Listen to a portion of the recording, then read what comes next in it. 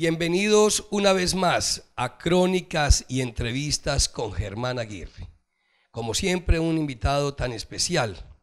Hoy el turno le corresponde a un hombre que ha sido de la vida comunitaria, de la academia, de la literatura, un hombre que se ha movido en el plano de servidor público, que ha sido dirigente de la política, hoy es diputado del departamento de Risaralda. Les estoy hablando de Juan Carlos Valencia Montoya. Qué bueno, doctor Valencia, tenerlo en nuestro programa. Para mí igual, mi amigo doctor Germán Aguirre, es un placer estar con usted y compartir con los ciudadanos las inquietudes más íntimas de mi ser. Durante este programa vamos a conocer la parte humana, la vida familiar, cómo le conoce su esposa, su hijo, cómo le conoce su tía madrina, cómo le conocen las personas que han estado cercanas a él. Juan Carlos, ¿qué recuerda de esa época de niño? No, una época muy especial. Yo era parte de un grupo de 5 hermanos con una madre cabeza de hogar. Pues mi padre fue casado pues, ellos dos eran casados, pero cuando yo estaba muy pequeño, de 10 años, él emigró. Él se fue y entonces fue un rol familiar donde la madre actuaba como madre y padre, ejercía la autoridad, y era una época interesante, de dificultades, pero de muchos sueños. ¿Dónde nació Juan Carlos Valencia Montoya? Yo nací en la 23 con tercera, al frente del anfiteatro. Ahí vivimos nosotros, pero a los 10 años, frente a las dificultades económicas, mi madre nos llevó a vivir a la 18 con primera, que fue donde me crié, donde me hice, en el barrio Santa Teresa de Pereira. ¿Cuál es la formación académica de Juan Carlos Valencia? Yo soy administrador de empresas de la Universidad Católica y tengo una especialización en alta gerencia en la Universidad Libre. En ese tiempo de niño, de joven, ¿usted cómo recuerda a su papá, que vivió con él pues muy pocos años? No, yo tengo con él buenos recuerdos, fue muy infante. Es que mi padre nos dejó en 2 intervalos.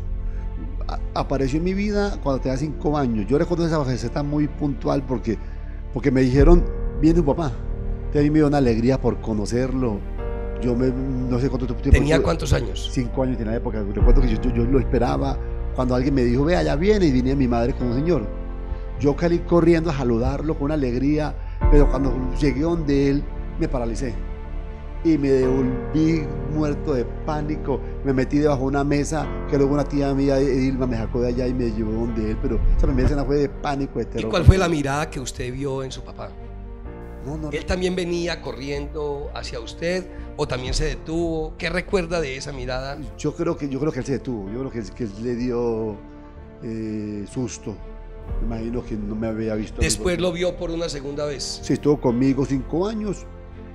Tiempos buenos, tiempos calurosos. A los 10 años recuerdo que estábamos en un sótano, nos reunió a todos al pie de la escala y se despidió y dijo que tenía que irse. ¿Usted tiene en su mente la imagen, el recuerdo físicamente de su papá, las palabras que pronunció, o ya olvidó eso? No, yo recuerdo él siempre vestía un saco que yo lo veo como un saco viejo. Él estaba ahí y me acuerdo como cuando me miraba y yo estaba muy pequeñito, yo veía a mis hermanas llorar y yo no entendía qué estaba ocurriendo en el momento, pero después supe que era que se había ido para no volver. Cuando los reúne en el sótano y se despide y sabían que no era para volver, ¿qué sensación recuerda? ¿Por qué él toma esa decisión de abandonar a su esposa y sus hijos? Tengo entendido que tenía muchas deudas.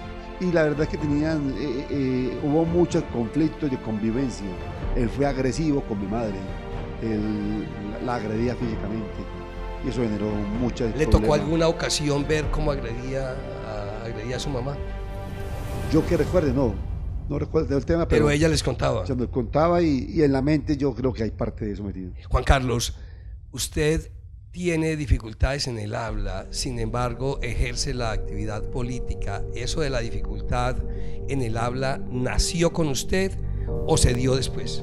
No sucedió después. Yo lo asocio con la ida de mi padre. Yo era un joven, estudiaba en la época, estudiaba con familiares, que tenía escuela, estaba en 4º de primaria. Yo era un chico hiperactivo, me movía. Un día estaba en una materia, no recuerdo qué cosa. ¿De cuántos años? 10 años, estaba recién Tenía 10 años, su papá estaba recién ido, sí. estaba usted en la escuela. Piden la palabra, un tema, ¿quién quiere hablar? Yo alzo la mirada. ¿Quién quiere qué? Participar. Estaban interactuando claro, en el salón. El profesor preguntó algo y yo pedí la palabra y me la dieron y no era capaz de hablar. Pero si no era capaz de hablar, ¿por qué recuerda pidió la palabra? No, el tema no es él. Yo solo recuerdo que el profesor se pegó una enojada a la berraca, él no sabía qué me pasaba y él lo confundió con que yo me estaba burlando del salón. Pero usted salió y intentó hablar y se atacó de nervios, no era capaz. No hablaba. Se quedó prácticamente mudo. Mudo. Y luego el profesor me saca al salón y yo salgo llorando y ya, ¿qué pasa? ¿Y los estudiantes, los compañeros de estudio, qué hicieron, Juan Carlos? Todos mudos, todos callados, era un silencio. ¿Usted sintió que le hicieran bullying los jóvenes o el bullying se lo estaba haciendo prácticamente el profesor? El profesor. Los compañeros había como una solidaridad. Usted antes hablaba perfectamente, no tenía ninguna dificultad, pero a partir de ese momento comienza a tener dificultades en el habla hasta el día de hoy. Sí, ahí arrancó el tema, pero bueno, hubo un bloqueo de 4 años, yo creo, fuerte. Llegué a secundaria y ahí con fonoaudiólogo, con terapeutas, empezó a superar el tema y obviamente me metí en este mundo de la oratoria.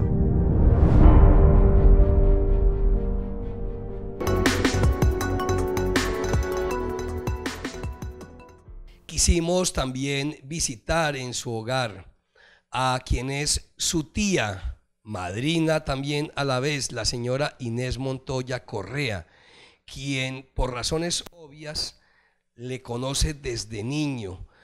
Señora Inés, ¿cómo recuerda usted a Juan Carlos, su sobrino, en esa época de niño? ¿Cómo era él? Muy hiperactivo, muy travieso, era muy inteligente ante todo, era supremamente inteligente y muy colaborador con la mamá en la casa. Él hacía oficio, él le ayudaba y muy travieso, muy travieso. ¿Usted vivía cerca de él o vivía muy distante? No, yo vivía más bien cerca de él. Ahí en la comuna del Río, sí, en Pereira. Sí, ellos vivían en la comuna del Río y yo vivía ahí en la 24 con Tercera. Y entonces yo iba mucho a visitar a mi hermana, ya le ayudaba y ellos eran muy traviesos y ella luchaba mucho porque ellos estudiaran, porque ellos salieran adelante. Sobre todo ya cuando Juan Carlos quiso que la universidad, mi hermana lloraba porque ella no tenía forma de darle la universidad. Y ella le decía: mijo, yo lo traqué hasta bachiller, yo no tengo con qué darle la universidad. Y él le lloraba y le decía: mamá, yo quiero en la universidad, yo quiero ser un hombre más de bien, mamá, yo quiero estudiar.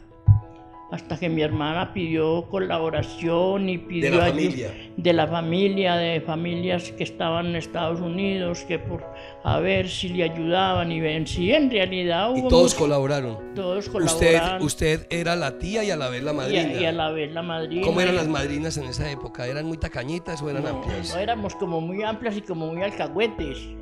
O sea que usted también aportaba, también ayudaba. Claro, ayudaba. ayudábamos ahí a que el muchacho fuera a la universidad, a que Juan Carlos saliera adelante, a que él primero luchó mucho como escritor, que él quería ser escritor, que él desde quería niño decía que quería escribir un libro. Sí, y él se ponía y escribía cuentos en los cuadernos y la mamá a veces lo regañaba porque se ponía a hacer una tarea y resultaba escribiendo un cuento. Señora Inés, ahora nos comentaba su sobrino Juan Carlos Valencia la dificultad en el habla a los 10 años cuando el papá le abandona a él, a sus otros 4 hermanitos, a la mamá. ¿Usted recuerda esa época? Sí, yo recuerdo esa época, fue muy dura para mi hermana lo llevó en muchos médicos porque de un momento él en el colegio pues que ya no lo iban a pasar a los años porque empezó a hablar ese hablado y como hablaba pausadamente, así pausadamente escribía. Él así pausadamente escribía. Entonces no escribía ligero ni nada y ese era el problema.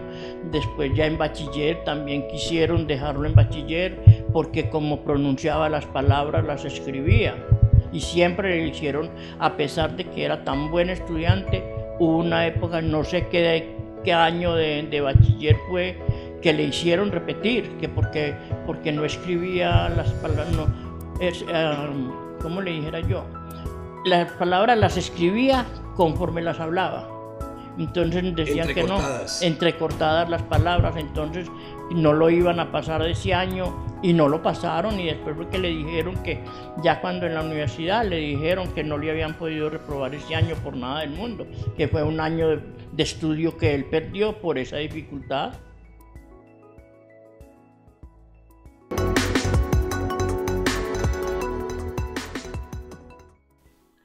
Y por acá en casa de la tía madrina Inés también nos encontramos con la esposa del diputado Juan Carlos Valencia Montoya, Beatriz Giraldo Aristizábal, o Beatriz Giraldo de Valencia. No me deje a mi mamá por fuera. ¿Le gusta más el Aristizábal que el de Valencia? No es que me guste más, es que es así. ¿Cómo se conoce con su esposo Juan Carlos Valencia? Bueno, nosotros nos conocemos desde la época de la universidad. Cuando yo entré a estudiar a la Católica, Juan Carlos ya estaba en su último semestre. ¿De administración de empresas? De administración de empresas. ¿Y usted estudiaba qué, la misma carrera? Acababa de graduarme del colegio y pasaba a estudiar la carrera. ¿Qué carrera? Administración de empresas. Es decir, los dos son administradores de empresas. Sí, señor. ¿Cómo han administrado, como buenos administradores, cómo han administrado este hogar durante cuántos años? Bueno, nosotros vamos a cumplir 23 años de casados y considero que con sus idas y venidas, sus altos y bajos, hemos tratado de llevar a feliz término nuestro matrimonio. ¿Cuántas interrupciones? Juan Carlos es un hombre de la vida pública, de la vida política. Es, digamos, no lo ideal, pero se da mucho en la dirigencia política cambiar de esposa, pues ha mantenido siempre al lado suyo. Pero ¿cómo ha sido realmente todo ese tiempo de permanecer unidos, de permanecer juntos? Bueno, yo con mucha satisfacción puedo decir que hasta el momento nuestro matrimonio ha sido continuo, no ha tenido ningún tipo de interrupciones, a menos que haya sido pues por parte laboral, que él haya tenido que viajar como cuando estuvo en la Cámara, pero era netamente laboral, no por diferencias entre nosotros. El cambio, la transformación cuando llega el primer hijo que se convirtió en el único hijo, Santiago. Santiaguito, no, pues Santiaguito viene siendo como el premio mayor de esta gran lotería. Es un muchacho muy juicioso, muy cumplidor de sus deberes, no, y es un niño que no da ningún tipo de dificultades.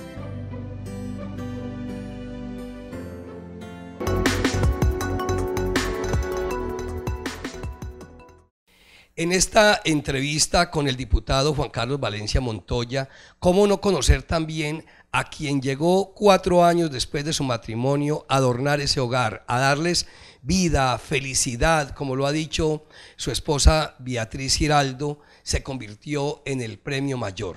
Santiago Valencia Giraldo. Santiago, ¿qué recuerda usted de niño de su papá Juan Carlos? Bueno, Germán, yo lo recuerdo mucho, muy sereno. Él siempre llegaba tarde en la noche, cansado de trabajar, y sin embargo, si yo tenía algún problema con alguna tarea, él me ayudaba a solucionarlo con matemáticas y español, que no era tanto mi fuerte en el colegio. Él siempre tenía una solución a todo esto.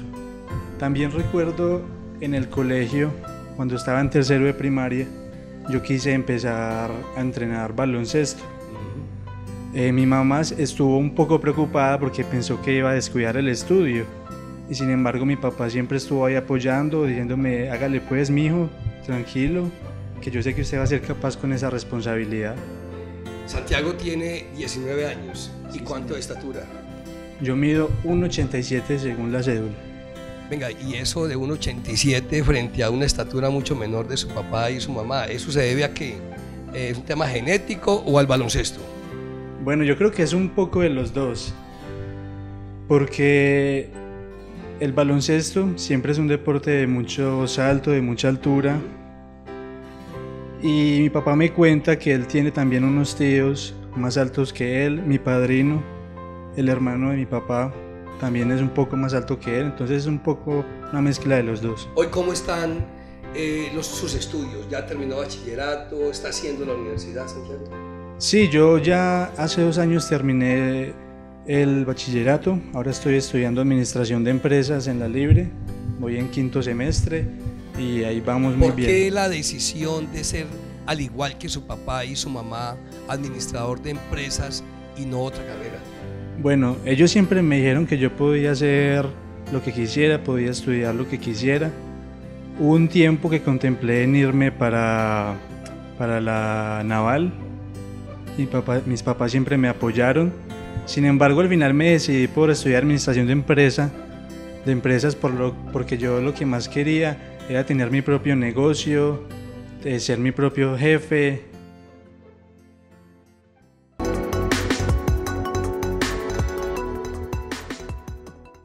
He querido también venirme a la comuna del Río, en la ciudad de Pereira, donde ha ejercido su liderazgo comunitario, administrativo y político el diputado Juan Carlos Valencia Montoya. Y he querido indagar una de las personas que le conoce desde esa época, que es testiga de lo que él ha ejercido y ha hecho durante todos estos años. La señora Blanca Casadiego Toro, pues da testimonio que conoce a Juan Carlos ¿desde cuántos años? 32 años. 32 años. Cuando usted conoce a Juan Carlos Valencia, ahí en la comuna del Río, ¿en qué barrio? Santa Teresita. En el barrio Santa Teresita. ¿Qué hacía Juan Carlos en esa época? Que era ya relativamente muy joven. Él estaba estudiando y yo estaba estudiando en la universidad. En la universidad, sí, señor. ¿Y usted qué hacía en ese tiempo? ¿Ejercía liderazgo ahí en la comunidad? Sí, yo estaba en la acción comunal de Santa Teresita. Allá nos conocimos. ¿Y Juan Carlos ya era presidente de la Junta o posteriormente se hace presidente de la Junta de Acción Comunal de ese barrio? Sí, después se hace presidente de la Junta de Acción Comunal. Usted ha sido testiga de todo ese liderazgo que Juan Carlos ha ejercido durante todo ese año. ¿Y cómo ha sido ese liderazgo en todos estos años cuando él ha ejercido ese liderazgo comunitario, pero también liderazgo político, ha ocupado altos cargos públicos? Siempre usted ha estado al lado de él. Siempre. Yo he sido una persona muy leal porque Juan Carlos, para mí, fue una satisfacción conocerlo a él. Fui afortunada de conocer a una persona como es Juan Carlos, honesto, trabajador, toda la vida se ha esmerado por la comunidad. Todo el sector de toda la comuna, toda esta comuna, todo el mundo lo conocemos como el hombre trabajador. Un hombre noble, un hombre sin igual. Quisiera preguntarle también al diputado Juan Carlos Valencia por ese recorrido que ha tenido y su trayectoria de liderazgo comunitario, político, administrativo y en el mismo Congreso de la República. ¿Cómo cree que lo recuerdan los habitantes del barrio Santa Teresita en la comuna del Río? ¿Por qué lo deben querer? ¿Por qué lo deben recordar? Germán, muchas cosas, muchas historias, verbenas, festivales, convites, el puesto de salud del barrio de Santa Teresita lo lideramos, lo impulsamos, los hogares comunitarios, lideramos 30 hogares comunitarios en el río y alrededor del río con 500 madres beneficiadas. Posteriormente usted da un paso adelante y se hace elegir comunero, edil de toda la comuna. ¿Ahí por qué se le debe recordar? Logré la unidad de los comuneros, de los 5, y trabajando juntos hicimos los puestos, hicimos los centros deportivos del América, de Santa Teresita, del Progreso, de Galán y el Byron Gaviria.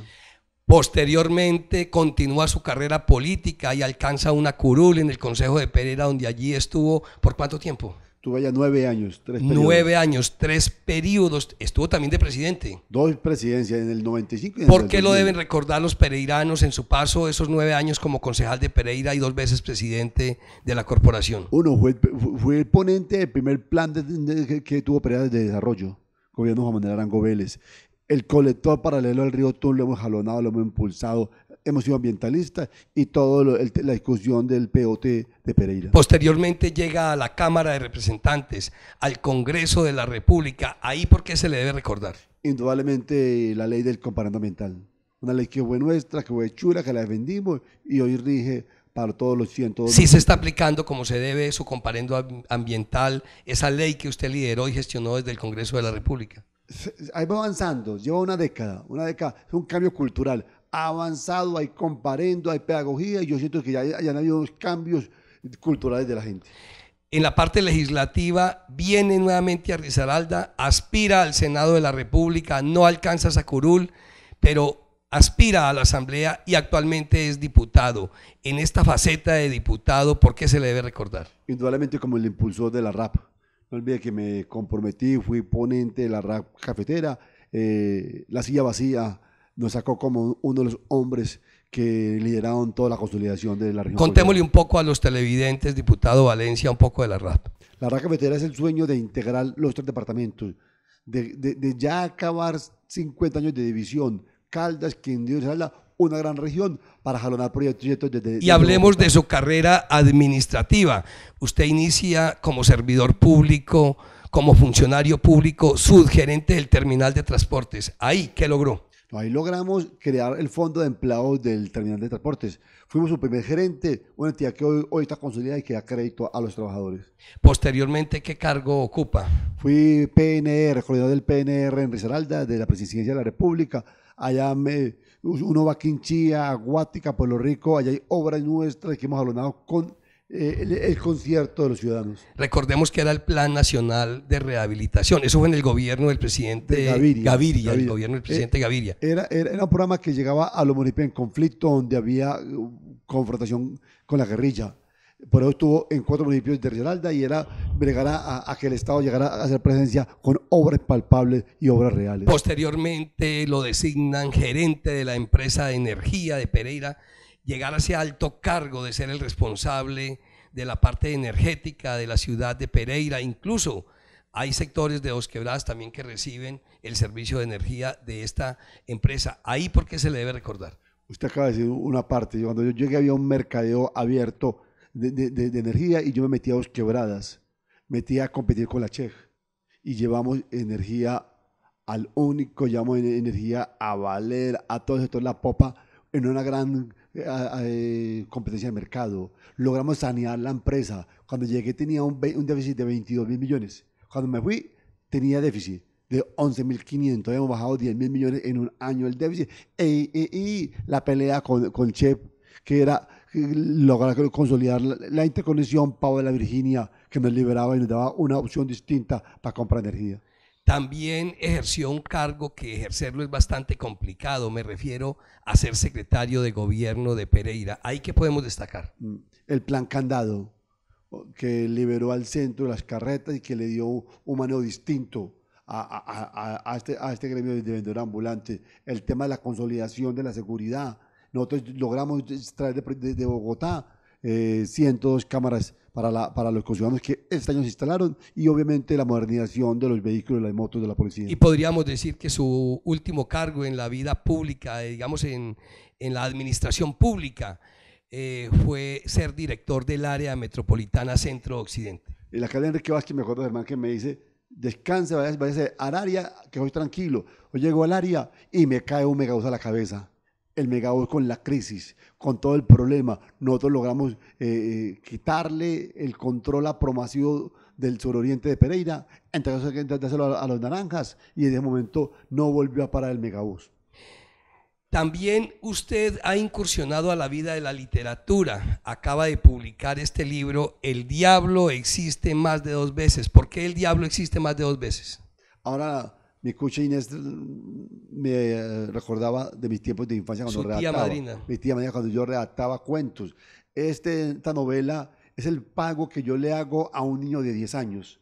A mí mismo, que en esa época quería ser escritor y que se me olvidó. El niño gritó y pidió que le cumpliéramos. Me senté a redactar una novela que mutó, que trabajó, que cobró vida y el nombre sale de la novela. La novela te da el nombre para entender el nombre hay que leer la novela. Brevemente, ¿por qué quiere ser alcalde de Pereira? Porque estoy preparado, porque Dios a uno lo prepara para puestos, para retos. Dios me lleva 30 años preparando para ser alcalde por mi recorrido político, por mi recorrido en los puestos públicos, porque conozco Pereira, sé hacer gestión en Bogotá, sé tocar puertas, y la ciudad necesita un alcalde que no improvise.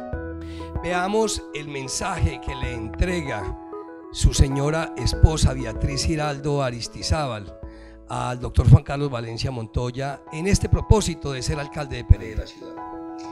Pues yo le diría a Juan Carlos en este momento que no cambie, que siga siendo el hombre de valores, el hombre honesto, el hombre recto, el hombre ecuánime y el hombre que está siempre presto a servirle a los que están a su alrededor. También el mensaje de su hijo Santiago Valencia, que se refiere a qué piensa él de su papá Juan Carlos. Bueno, pa, yo solo quiero decirle que siga siendo así de sereno, afrontando los problemas y que tenga mucha fortaleza, porque Dios le da las batallas más difíciles a los mejores soldados. Estas son las palabras de aliento que le entrega quien lo ha acompañado durante toda una vida, su tía madrina, la señora Inés Montoya.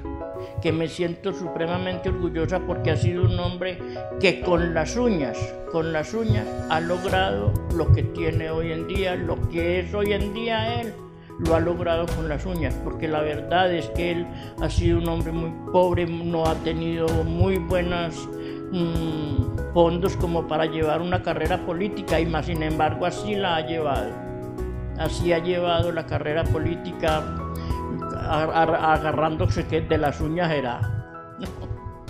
La señora Blanca Casadiego Toro, quien ha acompañado a Juan Carlos Valencia desde que fue presidente de la Junta de Acción Comunal del barrio Santa Teresita en la Comuna del Río, le entrega también su mensaje de aliento a Juan Carlos Valencia Montoya en su aspiración a ser el próximo alcalde de Pereira.